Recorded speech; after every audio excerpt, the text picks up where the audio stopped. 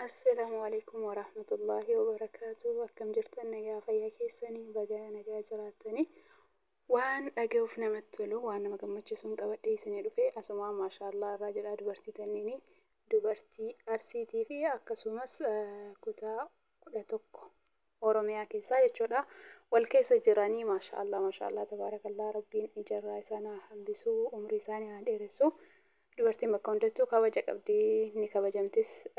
akkasuma dubartiin nama waan hundarraa qooda qabudha bakka hundaas ni dhaabatti wanti dubartiin hin hojjenne hin jiru wanta hunda keessaa hin daangeffamtu maashaallah guyyaan kun guyyaa eebba kitaabaati maashaallah hedduu tokko namatti tola nyaannis kana fakkaata maashaallah harki keessan fayyaa argatu arsii koo galatoomaa isiniin jedha maashaallah Cululle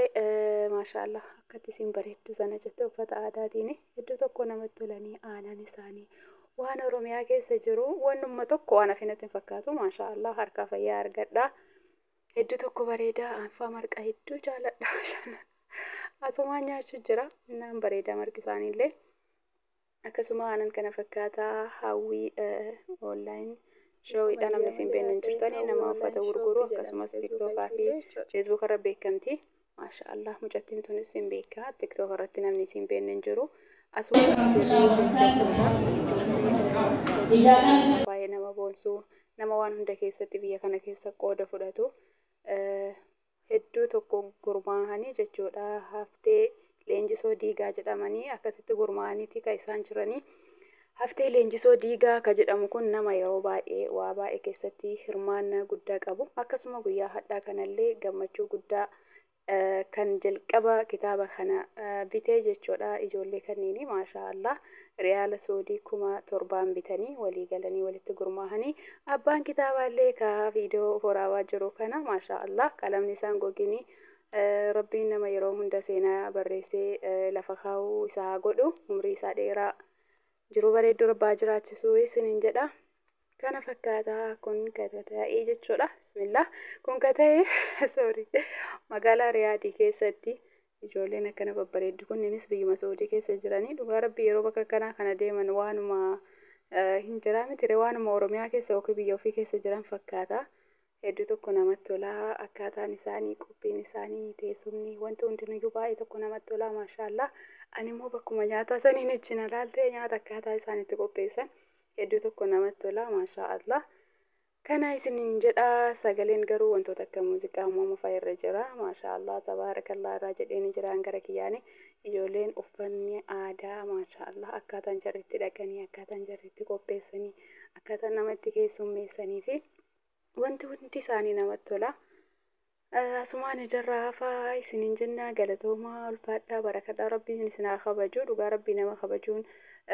nama sii jirra jedhanii bira dhaabbachuun akkasumaa fi nama jajjabeessuun waan dirqama nama hundarra jiru dirqama kennallee isaanis dirqama isaanii bahanii kanaafuu baga bira dhaabattanii baga jajjabeessitanii baga qophii akkana babbareedu kana qopheessitanii isiniin jedha waa maashaallah argitanii akkatti dhugan maashaallah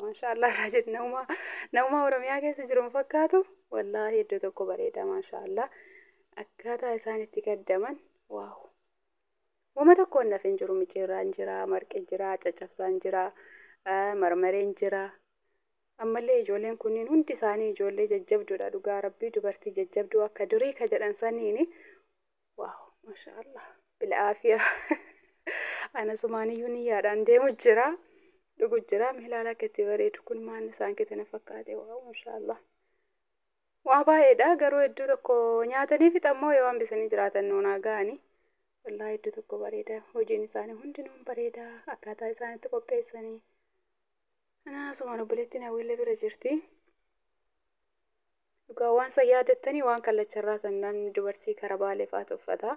nu birattillee nam tokko tokkoon uffatanii akka qanafaa jira wanti sun waa wayii jedhaman dagadhe dhugaa rabbi akka qanafaati garuu aadaa dubartii baalee yeroo baay'ee uffatanii isaan irratti argaa akkasuma nu birallee hin jira immoo bareeda wanti kun qal'aa bareedu akkasii asuma cuushii komandootitti yaala suutii kuma barbaanii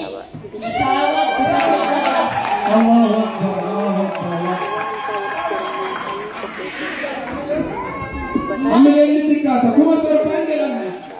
Dubartoota si koomandoo kuma torbaan kitaaba kana nuti bitataa jiran bitannee qal'aa jiran. Kennaan akka kennaatti kitaaba tokko kuma torbaan bitanna maqaa saniin jedhan.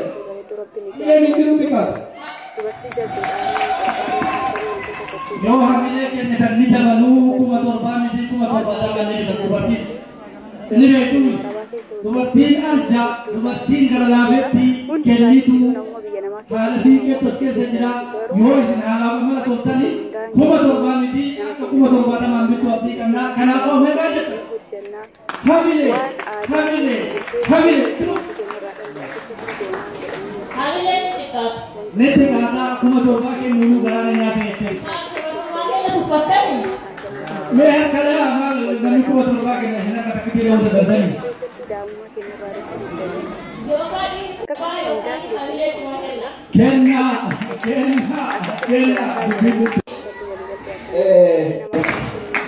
Culullee shaashee jechuun nama laaftuu isinitti hin fakkaatini.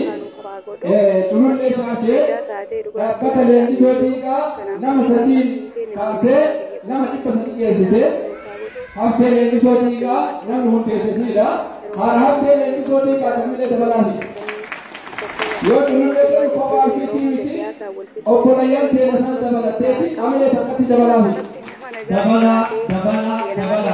Taasisuunis dhaabsi asumaan qabnu dhaabboonni lamatu asirra jira. Dhaabbatee